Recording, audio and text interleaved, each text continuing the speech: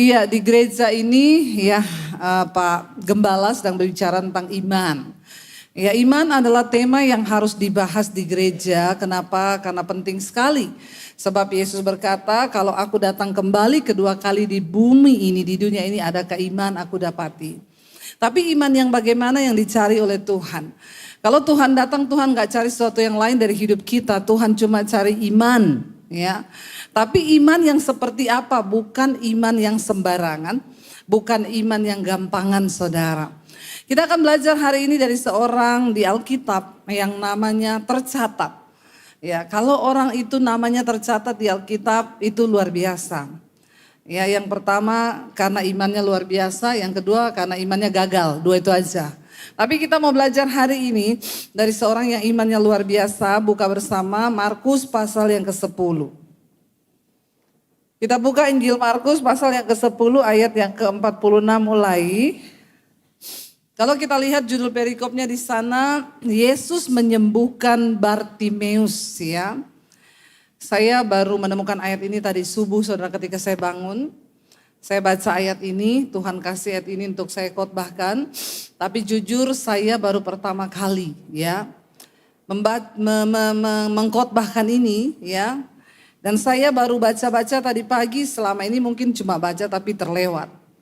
Tapi ketika saya baca berulang-ulang ada sesuatu saya pelajari, ternyata luar biasa Bartimeus ini. Mari kita buka bersama ayat yang ke-46, baca 1, 2, 3.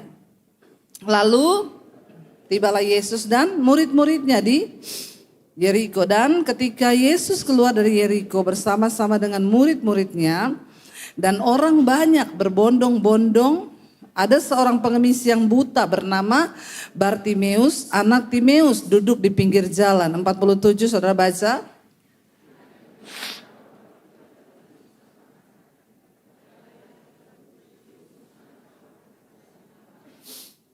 Banyak orang menegurnya supaya ia diam, namun semakin keras ia berseru, "Anak Daud, kasihanilah aku." Ayat 49.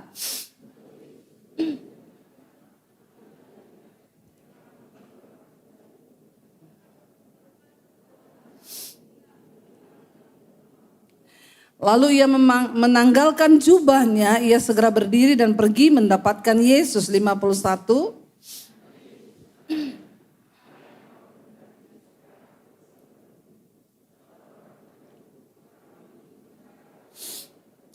Lalu kata Yesus kepadanya, "Pergilah, imanmu telah menyelamatkan engkau." Pada saat itu juga melihatlah ia, lalu ia mengikuti Yesus dalam perjalanannya. Bapak Ibu, Bartimeus, ya. Ketika Yesus keluar dari kota Yeriko bersama murid-muridnya dan orang yang berbondong-bondong. Yang ikut Yesus ribuan, saudara. Ya, makanya ada satu kisah Yesus kasih makan berapa orang? Ya, 5.000 orang, itu belum termasuk anak-anak, ya. Dan perempuan. Orang mengikuti Yesus berbondong-bondong karena saat itu Yesus begitu viral. Dia punya karisma, dia punya kuasa, dia menyembuhkan orang, membangkitkan orang mati. Dan semua orang kaget ada sosok yang datang dengan begitu luar biasa. Mereka mengikuti dia, sampailah dia di pinggir di luar kota Yeriko. Dan Alkitab berkata di situ duduk seorang pengemis buta yang bernama Bartimeus. Apa arti kata nama dari Bartimeus? Ini adalah penggabungan dua bahasa Aram dan Yunani. Bar artinya putra, Timeus artinya terhormat. Wow, enggak namanya. Putra yang terhormat. Tapi pada kenyataannya Bartimeus jadi putra terhormat? Enggak, dia menjadi seorang pengemis buta. Matanya buta, miskin dan jadi pengemis. Tapi luar biasa bapaknya, orang tuanya. Melahirkan anak, memberi nama yang bagus. Namanya putra yang terhormat. Ya, makanya Bapak Ibu kalau punya anak, janganlah namakan anak itu sesuai dengan keadaanmu, ya. Ada kasihan jemaat datang sama saya, "Bu, doakan saya cari kerja susah." Kenapa? Gara-gara nama saya Prihatin. Tidak ada perusahaan mau terima saya bekerja. Kenapa juga orang tuamu kasih nama kau prihatin? Iya, waktu saya lahir dulu orang tua susah. Jadi namanya dikasih nama prihatin. Tolong Bapak Ibu ya, sesusah apapun kamu kasih nama anak itu yang indah. Amin. Ya, yang mengandung iman di dalamnya. Bartimeus, putra terhormat. Suami saya Daniel Adi Purnomo. Daniel putra terang, Adi itu putra, Purnomo itu purnama cahaya. Makanya jadi suaminya Debbie Basir. Kalau dia putra gelap saya tidak pilih. Kenapa saya menikah dengan putra gelap? Ya, mending putra terang. Kasih nama, nama itu kan doa toh. Ya. Yabes. Kenapa dikasih nama Yabes? Artinya itu kesakitan Yabes itu. Ya, kesakitan. Sangat sakit. Makanya kalau punya anak jangan namain Yabes ya. Ada ibu-ibu bilang, Bu Dewi saya sudah terlanjur kasih nama anak saya Yabes. Gara-gara doa Yabes. Saya bilang tidak apa-apa kalau kau sudah terlanjur kasih nama Yabes. Tapi suruh Yabes berdoa. Kiranya. Yabes tiap hari harus doa itu supaya diputuskan itu arti nama penderitaan. Iya. Karena kenapa saudara? Kalau enggak bahaya. Makanya Yabes berdoa tiap hari begitu. Tanganmu menyertai aku dan memperluas daerahku, dan kiranya tanganmu menyertai aku dan melindungi aku daripada malapetaka, sehingga kesakitan tidak menimpa aku. Kenapa Yabes doa gitu? Karena arti nama Yabes itu ya, harus ngerti artinya. Debbie itu artinya lebah. Debbie, lebah. Ya, tapi lebah itu kan bagus toh. Membawa madu toh. Firman Tuhan itu seperti madu ya, masih nyambung dengan Alkitab nama saya ini ya. Bersyukur saya. Ya, Sylvia kalau nggak salah artinya Sylvia itu kalau nggak salah artinya lembu liar. Ya, cari-cari tahu artinya nama saudara, bahaya. Bartimeus dikasih nama bagus, putra terhormat, walaupun nasibnya jadi buta dan pengemis. Lalu satu saat dia dengar orang berbondong-bondong, dia kan gak bisa lihat nih. Tapi dia dengar orang ngomong-ngomong. Mungkin ada yang cerita, Yesus itu Yesus, atau ada yang panggil Yesus, Yesus. Lalu dia tahu, oh ini Yesus dari Nazaret. Ketika dia tahu Yesus yang lewat, dia berseru memanggil Tuhan Yesus. Dikatakan di sana apa saudara? Ketika didengarnya ayat 47 bahwa itu adalah Yesus orang Nazaret, mulailah ia berseru. Apa yang dia bilang? Dia panggil Yesus apa? Yesus, anak Daud, kasihanilah aku. Apa arti kata Yesus anak Daud? Ini adalah sebuah gelar mesianik. Tidak sembarang orang tahu Yesus anak Daud. Kalau orang tahu Yesus anak Daud, ini berarti orang yang tahu sejarah, dia belajar kitab nabi-nabi. Karena dari zaman Nabi dulu sudah dinubuatkan akan datang Mesias yang lahir dari keturunan Raja Daud. Berarti Bartimeus ini bukan orang sembarangan. Dia seorang yang juga mempelajari tentang Tuhan. Dia tahu Yesus itu anak Daud. Tapi yang bahayanya apa saudara? Bagi Bartimeus saat itu menyebut Kristus anak Daud itu berarti resikonya terlalu besar. Kenapa? Karena dia berada di antara orang Yahudi dan orang Farisi. Mereka semua tidak mempercayai bahwa Yesus itu Mesias yang dinubuatkan dari kitab nabi-nabi. Kalau ada orang yang punya pemahaman seperti itu sama artinya bermusuhan dengan mereka, itu bertentangan dengan iman orang Yahudi. Tapi Bartimeus berani, dia menyatakan itu. Saudara harus tahu ya. Banyak orang tidak mengerti, dipikir Israel itu Kristen. Sampai hari ini orang Israel tidak percaya bahwa Yesus adalah Mesias. Mereka menolak Tuhan Yesus. Jadi sampai hari ini orang Israel berdoa menangis di tembok ratapan karena mereka masih meminta Mesias datang ke dalam dunia. Ya, saudara, saya kemarin pergi ke Eropa, saya ketemu dengan ada satu orang di sana. Lalu dia bilang gini, Bu, saya lihat ya ibu itu pendeta yang cukup punya nama lah di Indonesia. Ibu punya banyak umat. Dia bukan orang Kristen. Terus saya ini mau ngomong sesuatu sama ibu tapi saya bergumul loh. Semalam-malaman saya bergumul. Saya bilang mau ngomong apa? Kok sampai bergumul-gumul ya? Wah, penting ini yang kamu mau gumuli. Tapi ibu jangan tersinggung ya. Iya, gak apa-apa, ngomong aja. Dia tanya begini. Saya mau tanya dulu, ibu ini bela Israel atau Palestina? Ya, saya bilang saya Persija. Ngapain ya urus-urus Palestina, urus Israel. Maksudmu, pertanyaanmu itu kenapa? Gini loh Bu, ibu itu kan pembicara, pengkhotbah. Ibu kasihlah masukan sama orang Kristen, jangan bela Israel. Ya, kenapa? Ya ibu kasih tahu sama mereka, ya Israel tuh jahat. Katanya saya nih Bu termasuk orang yang boykot McD, boykot Starbucks. Makanya di sana saya suruh dia antar ke McD, dia enggak mau.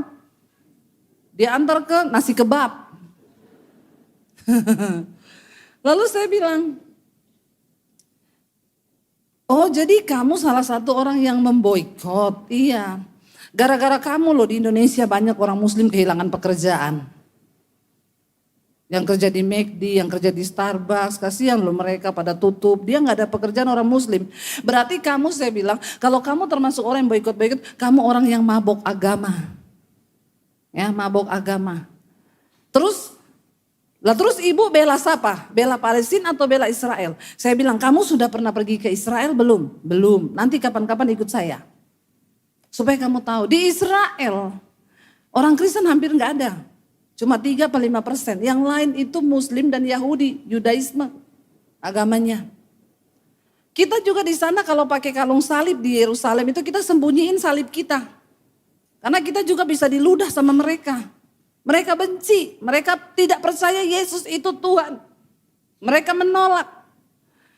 Jadi kalau kamu menyamakan Israel dengan Kristen, kamu juga salah. Lah terus ibu sekarang bela siapa? Saya bela Palestina, saya bela Israel, saya bela semua karena Yesus mencintai semua bangsa. Urusan mereka berperang ya itu politik, itu apalah, kita nggak usah ikut-ikut, kita doakan supaya semuanya aman, amin. Kenapa Yesus disalib, saudara? Satu-satunya alasan yang membuat orang Yahudi menyalibkan Yesus karena dia dianggap menista Allah dengan mengaku dia adalah Mesias yang akan datang itu. Lah sekarang saya lagi membawa saudara untuk membayangkan Bartimeus. Dia tinggal di tengah-tengah mereka yang menolak Yesus sebagai Mesias. Tapi dengan berani dia berseru, Yesus anak Daud, kasihanilah aku. Itu pernyataan iman yang cukup berani. Kenapa Bartimeus mengalami Tuhan? Karena dia punya iman yang berani. Amin. Tidak seperti orang Kristen sekarang, banyak yang penakut. Gak berani menyatakan imannya. Bu, saya ini di kantor cuma sendiri Kristen. Terus ya lama-lama saya pindah kantor juga ini Bu. Jadi saya jadi gak berani loh menyatakan iman saya. Saya bilang justru kamu sendiri nyatakanlah hidupmu menjadi kesaksian bagi mereka. Kamu jadi Kristen yang rajin, kamu jadi Kristen yang baik. Supaya mereka melihat Kristus lewat hidupmu. Tapi sekarang tidak, orang Kristen takut saudara. Ya, bahkan gak mau kalau diketahui dia Kristen. Ada yang begini di sini? Saya nonton di media sosial, ada satu artis ganteng Kristen. Dia ngomong sama satu artis perempuan yang bukan Kristen. Kalau saya pindah agama, saya tinggalkan Kristen lalu saya ikut agamamu, kamu mau gak nikah sama saya? Bayangkan loh, dia menghina Tuhan. Saya ikut komen di situ, ribuan kan yang komen, saya komen jangan mau nikah sama dia. Tuhannya aja dia tinggalin, apalagi lu nanti. Ya, jangan mau. Orang saudara menyepelekan Tuhan. Tapi Bartimeus dengan segala resiko, dia berani loh menyatakan imannya. Hai Kristus anak Daud, kasihanilah aku. Kenapa saudara? Karena firman Tuhan berkata, dengan hati engkau percaya, dengan mulut engkau mengaku bahwa Yesus adalah Tuhan, engkau akan dibenarkan dan diselamatkan. Itu yang menjadi pertimbangan saya, kenapa akhirnya saya mengaku Yesus depan keluarga saya. Saya menyimpan itu 1 tahun. Saya sembunyikan iman saya. Saya takut mengakui nanti saya dibunuh sama keluarga saya. Nanti saya digini. Saya bergumul 1 tahun. Sampai saya temukan ayat itu. Yang berkata, dengan hati orang percaya dan dengan mulut dia mengaku, maka dia akan dibenarkan dan diselamatkan. Akhirnya saya bilang, Tuhan, saya gak akan malu mengakui engkau dan saya tidak akan takut. Saya bergumul 3 bulan, saya doa puasa minta kekuatan Tuhan. Untuk bisa mengakui Yesus. Lalu saya menghadap papi saya dan saya bilang, papi saya mau ngaku sesuatu. Apa? Saya bilang, saya sekarang Kristen, saya jadi pengikut Tuhan Yesus. Saya bukan Debbie yang dulu, saya sekarang Debbie yang baru. Tuhan Yesus ubahkan saya. Dengan segala ketakutan dan resiko. Dan benar hari itu saya diancam mau dibunuh. Tapi bagi saya sekali Yesus tetap selama-lamanya Yesus. Karena dia adalah Mesias, Juru Selamat Tuhan yang datang ke dalam dunia untuk menyelamatkan. Amin. Kalau saya saja bisa punya keberanian mengaku, Anda yang sudah Kristen, jangan malu akui imanmu, amin. Supaya orang tahu Yesus adalah Tuhan dan Juru Selamat bagi kita. Lalu saudara, ketika benar saja dia berteriak, Yesus anak Daud kasihanilah aku. Alkitab berkata ayat 48 baca, banyak orang menegur dia. Mungkin salah satu alasan menegur dia, weh sesat lo, diem, ngapain lo bilang dia anak Daud? Ya, jangan ngomong begitu, diem. Semua orang menyuruh dia diam. Tapi apakah dia diam saudara? Alkitab berkata, banyak orang menegurnya supaya ia diam. Namun apa? Semakin keras dia berseru, anak Daud kasihanilah aku.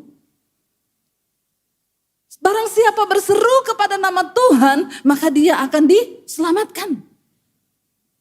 Ketika engkau ada masalah, berseru sama Tuhan saudara. Enggak usah pusing sekelilingmu, enggak usah lihat keadaanmu, berserulah kepada nama Tuhan. Jangan berseru sama pendetamu, jangan. Jangan berseru kepada mertuamu, amin. Ya, mertuaku, selamatkanlah aku, pret. Kata mertua, tanggung sendiri-sendiri. Ya, enak aja lu. Jangan berseru kepada orang tuamu. Berseru kepada Tuhan, itu iman yang benar. Berserulah kepada Tuhan. Makin keras, makin dilarang, makin keras dia berseru, dia gak takut. Lalu ayat yang berikutnya berkata, 49, lalu Yesus berhenti dan berkata, siapa yang bisa menghentikan langkah Yesus? Di situ ada begitu banyak orang yang mengikut dia. Banyak orang yang berseru mungkin panggil Yesus, Yesus. Tapi ada satu ucapan iman yang membuat langkah Yesus terhenti. Dan itu bukan ucapan sembarang saudara. Ketika perempuan pendarahan 12 tahun ikut Yesus, dia berangkat dari rumah, dia bilang asalku jama jubahnya aku sembuh. Dan Alkitab berkata ribuan orang ikut Yesus. Lalu perempuan ini dengan iman, dia menjama jubah Yesus. Dan Yesus menoleh ke belakang dan berkata, siapa yang jama aku? Dan murid-murid Yesus berkata, hello please deh. Kau lihat yang ikut engkau ribuan orang. Terus kau tanya siapa yang jama kau? Semua orang ini menjamah engkau. Tapi Yesus bilang begini, enggak. Ada satu jamahan yang berbeda. Dan jamahan itu berhasil menarik kuasaku keluar dari diriku. Perhatikan, banyak orang mengikut Yesus.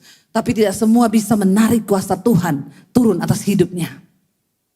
Banyak orang berseru kepada Yesus, tapi tidak semua seruan itu bisa membuat langkah Yesus terhenti. Hello, iman seperti apa yang kita punya hari ini? Apakah imanmu cukup membuat Yesus berhenti dan melihat kepada hidupmu? Saya selalu berkata, tidak semua orang Kristen akan mengalami hal-hal yang sudah Alkitab tulis, saudara. Cuma mereka yang punya iman agak lain. Amin. Yang berbeda, bukan iman kebanyakan, bukan iman sembarangan, bukan iman rata-rata. Ternyata teriakan Bartimeus membuat langkah Yesus terhenti dan dia berkata, panggil dia. Wow, di antara ribuan orang, mata Yesus tertuju kepada seorang Bartimeus dan Yesus bilang, bawa dia kemari. Artinya apa? Bartimeus memiliki kesempatan untuk berjumpa secara pribadi dengan Tuhan. Amin, saudara. Dan itu wow. Lalu ketika orang-orang itu datang dan berkata, siapkan hatimu, kuatkan hatimu, dia panggil kau untuk menghadap. Apa yang dilakukan Bartimeus, saudara? Ayat 50 bilang begini, dia menanggalkan apa? Jubahnya. Ia menanggalkan jubahnya dan ia segera berdiri dan ia pergi mendapatkan Yesus. Apa arti menanggalkan jubah? Bagi orang Yahudi, jubah itu bukan sembarang baju. Jubah itu melambangkan jabatan. Jubah itu melambangkan keakuan. Jubah itu melambangkan karakter atau jati diri seseorang. Ketika Bartimeus akan menghadap Yesus, dia tahu ini jubahnya, ini jubah seorang pengemis. Beda dengan jubah raja, beda dengan jubah imam. Jubah imam itu dari kain ungu, kain efod yang mahal, itu jubah imam. Kalau jubah pengemis pasti kuyel, kumel, lusuh. Dia merasa tidak layak. Dia tanggalkan keakuannya, jati dirinya. Dia tanggalkan segala kekotorannya. Dan dia pergi untuk berjumpa dengan Tuhan Yesus. Kenapa Bartimeus memperoleh keselamatan dan mujizat? Karena dia tahu untuk menghadap Tuhan Yesus, tidak bisa engkau datang dengan kekotoran. Alkitab berkata, sebab Allah itu kudus. Dan tanpa kekudusan tidak ada seorang pun bisa melihat Tuhan. Amin, saudara. Kita gak bisa hari Minggu ke gereja ketemu Tuhan, tapi kau pulang kau bersinah. Kau gak bisa bilang aku hari Minggu ke gereja, tapi kau pulang kau mabok, kau merokok, kau bersinah. Gak bisa, kau harus tentukan pilihanmu hari ini. Tanggalkan jubah kekotoranmu supaya kau layak dan berkenan di hadapan Tuhan. Amin, saudara. Jangan main-main, saudara. Surga itu tempat yang mulia, tidak untuk sembarang orang. Makanya Yesus berkata di hari yang terakhir banyak orang akan datang dan mengaku-ngaku. Aku bernubuat demi namamu. Aku ke gereja tiap minggu. Aku mendoakan orang sakit demi namamu. Tapi Tuhan bilang, enyah engkau daripadaku, hai engkau pembuat kejahatan. Aku tidak mengenal engkau. Bagaimana mungkin kau tiap hari Minggu datang ke gereja dengar firman. Tapi kau pulang, kau bersinah jadi ani-ani. Pelakor. Ya, kau nipu orang, utang gak bayar, gak usah angkat tangan. Saya gak mau bayari juga. Bertobat saja, bertobat.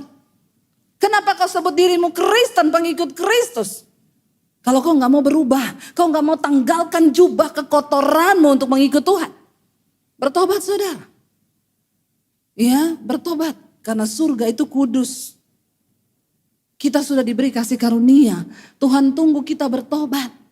Kita sudah dikasih keselamatan gratis. Tapi maukah engkau mengerjakan keselamatan itu dengan takut dan gentar? Kau gak bisa datang ke gereja hari Minggu tapi kau pulang tetap lesbi. Kau gak bisa datang ke gereja hari Minggu kau pulang tetap homo, boti. Tobat. Amin. Gak bisa, saudara. Ya, datang ke gereja Minggu nyanyi, menyembah Tuhan, kumpul kebo. Yang kumpul kebo itu cuma kebo. Kau orang bukan kebo, tobat, amin. Banyak orang Kristen model-model begini. Ya, coba yang model-model begini lock out aja. Biar yang lain yang pada mau tobat yang lock in, amin. Tapi saya lihat orang Kristen santai.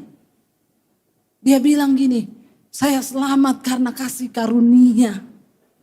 Yesus sudah mati bagi dosaku masa lalu, sekarang dan akan datang. Pret lu. Jangan kau sia-siakan pengorbanan Tuhan Yesus. Darah yang tercurah itu bukan untuk main-main.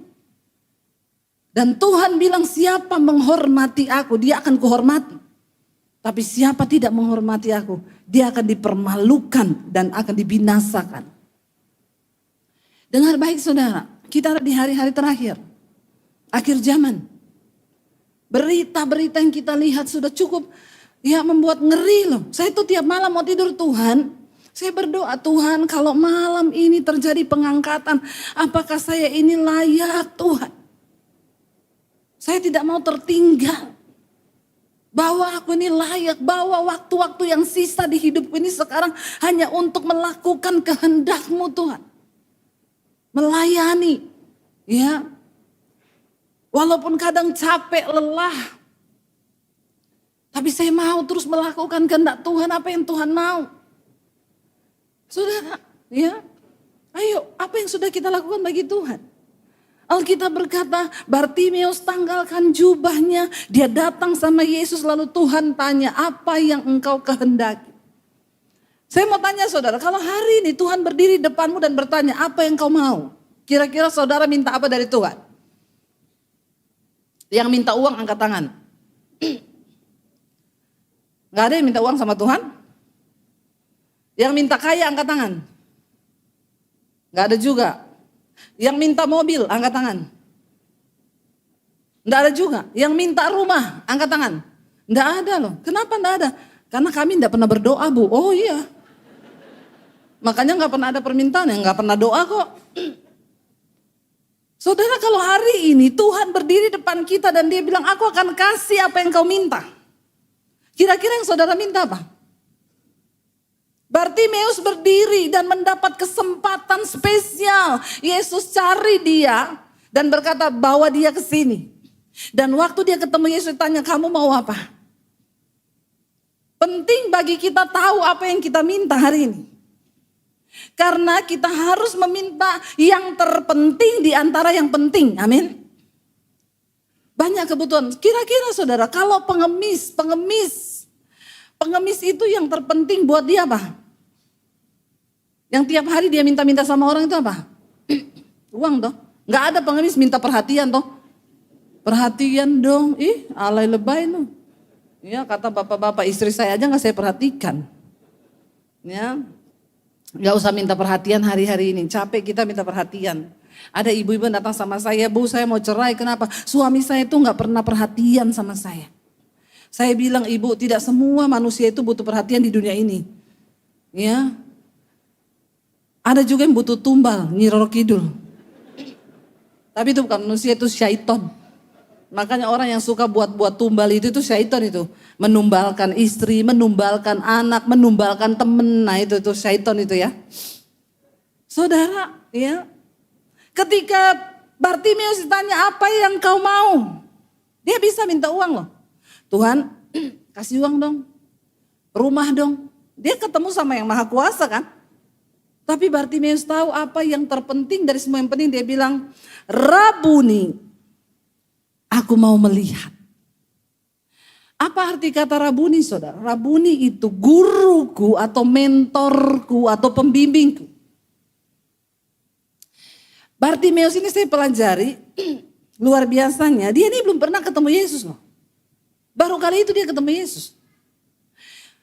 Dan tidak ada orang bisa menyebut mentorku, guruku, pembimbingku. Kalau orang itu gak punya hubungan khusus kan. Benar gak saudara? Tiba-tiba saudara di lift ketemu orang terus orang tuh bilang mentorku.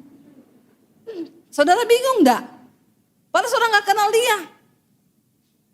Saya ini sering ketemu di mall atau di lift atau di mana di jalan. Ya ampun Ibu Debbie mentor rohaniku. Saya dulu yang saya tanya apa? Ibu tahu saya? Tahu dong Bu, tiap hari saya ikuti khotbah Ibu di YouTube. Saya tahu kesaksian ibu pernah gini, semua kesaksian saya dia cerita. Kalau dia cerita gitu, oh iya. Terima kasih ya Bu, udah jadiin saya mentor. Iya, tapi kalau misalnya saya ketemu orang di pasar, mentorku. Terus saya tanya, Ibu kenal saya? Enggak, gila kau. Ya, bagaimana mungkin kau bilang saya mentor kalau kau nggak kenal saya, kau nggak tahu hidup saya. Bartimeus belum pernah ketemu Yesus, tapi dia sudah menganggap Yesus itu mentornya, pembimbingnya, gurunya. Imannya itu loh kepada Tuhan, itu luar biasa. Dan ketika Tuhan tanya apa yang kau mau dariku, dia bilang, guruku, Rabuni, aku mau melihat. Dia gak minta uang. Biarlah kita hari-hari ini juga di hadapan Tuhan, ndak usah berdoa minta uang, ndak usah berdoa minta rumah, ndak usah minta Tuhan bahwa aku ini dalam perkenananmu celikkan mata rohaniku, amin. Itu yang terpenting saudara, sekarang ini yang paling kita butuhkan adalah perkenanan Tuhan. Kenapa? Alkitab bilang saudara, di hari murka Allah, pada hari kesusahan besar nanti, harta tidak berguna. Ada saatnya uang tidak bisa menolong. Jadi mari di hidup ini kita mengejar perkenanan Tuhan. Karena pada akhirnya yang kita butuhkan yang paling utama yaitu keselamatan jiwa. Kita semua akan mati. Ya, dan itu nggak pandang umur. Yang muda-muda, ya, jangan lihat sama yang rambut putih ya kalau bicara kematian. Kau lihat opa-opa di depanmu, oma-oma kau bilang, dia duluan ini. Jangan ya, kematian itu nggak pandang umur loh. Ada orang 17 tahun meninggal, ya, ada orang masih berapa tahun meninggal. Hidup ini nggak ada yang tahu. Tapi yang kita perlu adalah keselamatan jiwa. Dan terakhir saudara, ketika dia bilang aku ingin dapat melihat. Yesus bilang apa sama dia? Lalu kata Yesus kepadanya, pergilah, imanmu apa? Telah menyelamatkan engkau. Siapa yang menyelamatkan? Imannya. Yesus gak ngomong waktu dia bilang Rabuni aku pengen melihat. Yesus gak bilang begini, bawa minyak urapan lu ke sini. Maju di sini kau, Bartimeus saya doain. No. Seperti perempuan yang pendarahan, bahkan Yesus tidak melihat dia. Yesus cuma rasa ada kuasa yang keluar dari dirinya. Kenapa? Karena ada seseorang yang menjamah dia dengan iman yang hidup. Amin saudara. Dan ketika Yesus bilang kepada Bartimeus, pergilah. Tuhan suruh dia pergi, pulang. Kamu udah sembuh. Alkitab berkata apa? Pada saat itu juga melihatlah Bartimeus, lalu ia mengikuti Yesus dalam perjalanannya. Dia nggak pulang. Untuk mengambil keputusan mengikuti Yesus, butuh pengorbanan. Nggak gampang. Apa arti kata dari mengikuti Yesus bagi kita saudara? Mari lihat bersama dalam Injil Matius. Pasal yang ke-16 ayat yang ke-24. Baca bersama. 1, 2, 3. Lalu Yesus berkata kepada murid-muridnya. Setiap orang yang mau mengikut aku. Ia harus menyangkal dirinya. Memikul salibnya. Dan mengikut aku. Apa itu menyangkal hidup? Menyangkal dirinya. Menanggalkan jubah. Melepaskan hak, melepaskan dosa. Aku mau mengikut engkau Tuhan, aku ini Debbie yang banyak dosa. Tapi hari ini aku menyangkal diriku, aku bukan Debbie yang lama lagi. Aku hari ini Debbie yang baru, yang tidak hidup di bawah dosa. Tapi aku mau hidup di bawah kebenaran firman Tuhan. Amin saudara. Mengikuti Yesus itu butuh pengorbanan, butuh harga, butuh komitmen. Walaupun berat, kau disuruh mengampuni. Ya ada ibu-ibu yang bilang sama saya gak bisa mengampuni Bu. Sekali saya sakit hati sama itu orang, seumur hidup saya musuhin dia. Saya bilang ibu masuk neraka. Jangan main-main loh Bu. Kalau Tuhan suruh ampuni, ampuni. Itu arti mengikuti Yesus. Kalau Tuhan suruh kudus, kudus. Itu arti mengikuti Yesus. Kalau Tuhan suruh buang yang tidak berkenan, buang, itu arti mengikuti Yesus. Jangan mempermainkan Tuhan. Tapi kita punya pilihan kok. Mau sungguh-sungguh jadi pengikut Kristus, atau cuma sekedar beriman yang pada akhirnya nanti kau akan ditolak oleh Tuhan. Tidak ada satupun dari kita yang mampu dan kuat, saudara. Kita semua butuh anugerah Tuhan. Kita semua butuh kekuatan dari Tuhan. Karena itu mendekat kepada Tuhan. Melekat kepada Kristus, melekat dan minta tuntunan Roh Kudus yang akan memampukan kita. Gak ada satu orang pun dari kita yang mampu. Tapi Tuhan berjanji, kalau kau mau, maka Tuhan akan memberikan kemampuan untuk tinggalkan semua dosa.